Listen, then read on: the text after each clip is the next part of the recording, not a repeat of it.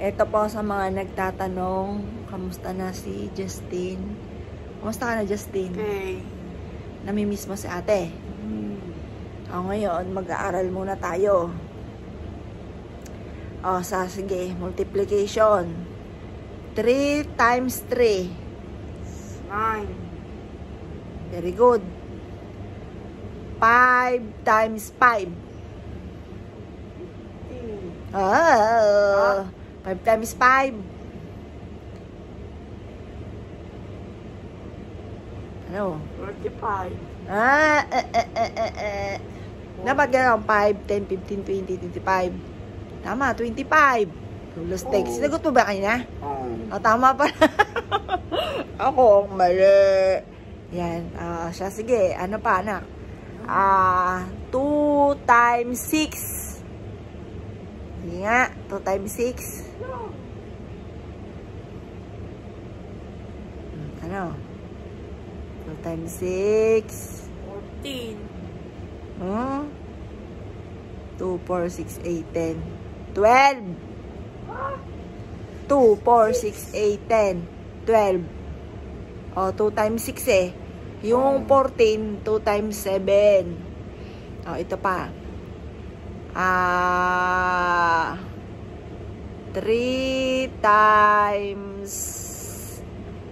times 7. O, ano mo? 3, 6, 9, 12. O, ikaw nga. 3 times 7. Ting, ting, ting, ting, ting, ting. 30. Ting, ting. Ano? 35. 3 times 7, 3, 6, 9, 12, 15, 18, 19, 20, 21. 21, anak. 21. Oh. Nandito po kami mga bossing sa Kutsyon. Pansamantala dito pa lang po muna dahil nga po sa ginagawa nga po yung aming tutulugan mga bossing. Yan, dahil sa sobrang sikip. Ito po ay 11 years old na. Ngayon pa lang po nagsisimula noong December ng 2022. Yun, dun pala nagsimula na nagkaroon sila ng sariling kwarto. Pero dahil ngayon nga po, hindi na siya natutulog doon sa kabila, sa sarili ng kwarto, tabi-tabi po kami dito. Tapos ang mister ko, dito naman sa tabi. Dito lang po muna kami pansamantala.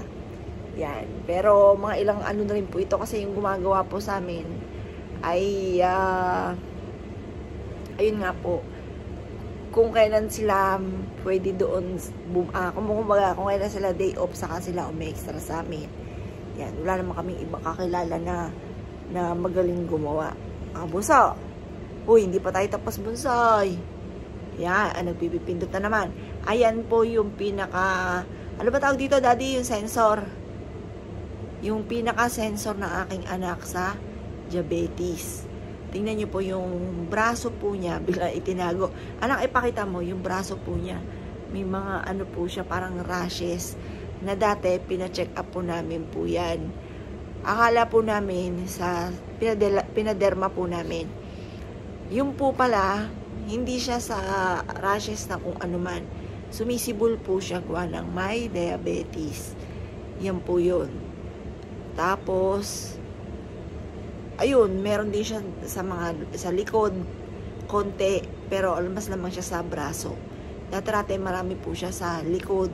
Tapos, yung pangingitim pala, yung pangingitim ng leeg, yan daw po ay na mga merong may diabetes, pero asahan nyo na daw po yung mga matataba na may maitim ang leeg. May mga tama na rin po yun.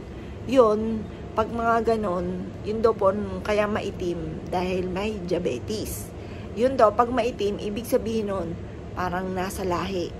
Yun, kaya maitim po yung leeg po niyan, tsaka kilikili.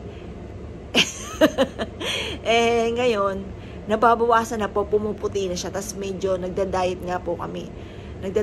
Sabay-sabay na po kami nagda-diet. Pero yung result, bukas ko pa makukuha. Tapos, bukas din kami magpapacheck up ng hapon. Sa mga nagtatanong ng mga bossing, kasi may mga may message sa akin, kamusta daw po yung result. Bukas ko pa po siya makukuha. Tapos bukas din kami diretso sa doktor. Sabi ng mister ko, doon na lang daw kami sa kung saan siya may doktor, para isang doktor na lang po kami. Dapat daw po sa isang pamilya meron kang family doctor para merong history, para in case na may mga ganon, yung mga biglaan, hindi ka pag-aaralan. Kasi kapag meron kang family doctor, alam yung history mo, kumbaga gamay na nila kung saan ka may karamdaman, kung ano yung gamot talaga sa'yo. Kaya yun, naging lesson po sa amin. Kailangan merong family doctor. Parang kung doon ang check-up mo, doon ka sa doktor na, huwag kang palipat-lipat para alam yung history mo at hindi ka mapag-aralan. Kasi ganun yun. Siyempre, mangangapa sila kung anong sakit mo, kung saan ano. Pero kung alam na nila, yun na yung talagang family doctor mo, ayun po, parang mas maganda po talaga yung ganun. Kaya meron kayong family doctor. Or kung saan nagpapacheck up yung pamilya nyo, doon lang lagi kayo para in case na emergency, ayun nga po, ay alam na nila kung ano yung history nyo. Ayan po. O, anak, smile ka. O, isa pang tanong. 5 times 6. O, kanina, nasagot na yan, ha?